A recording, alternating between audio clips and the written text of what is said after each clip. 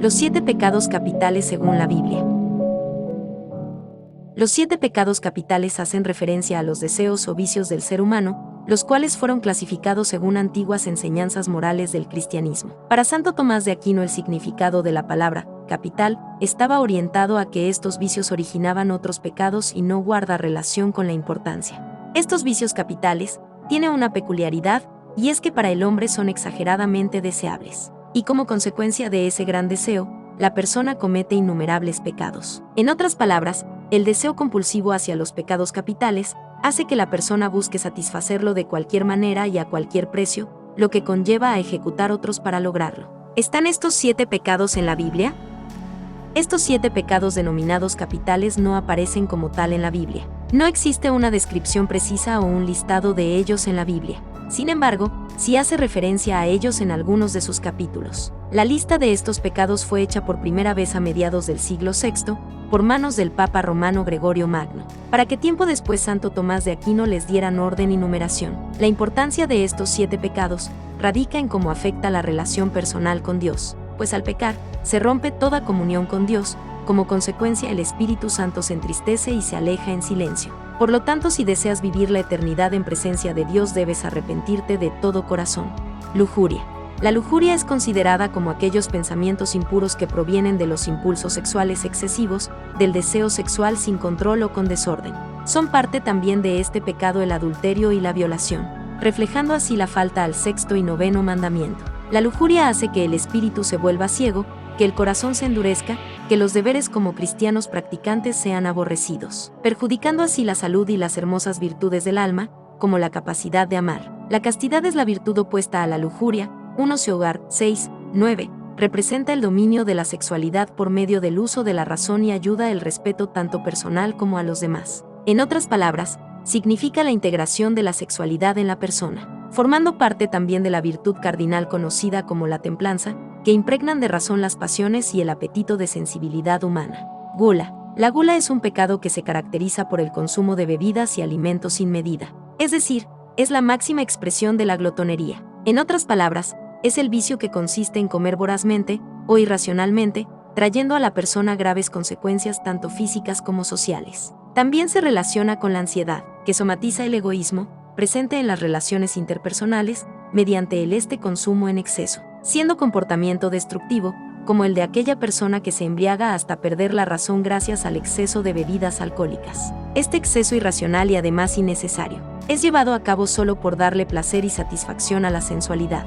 San Pablo define como idolatras a esas personas y al mismo tiempo dice que hacen de su estómago un dios. La virtud que se opone a la gula es la moderación, 2 de Pedro capítulo 1, 5 al 8. Avaricia.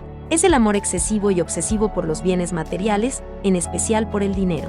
La persona avara no le importa el medio que utiliza para conseguir, conservar o aumentar sus riquezas, no le da importancia si es de manera lícita o ilícita. La avaricia hace que las personas se vuelvan duras e indiferentes con los más necesitados, no les importa ganar o perder los bienes del cielo, además incita muchas veces a querer apoderarse de los bienes ajenos. La virtud opuesta a la avaricia es la bondad, Gálatas 5, versículos 22 al 24. Pereza.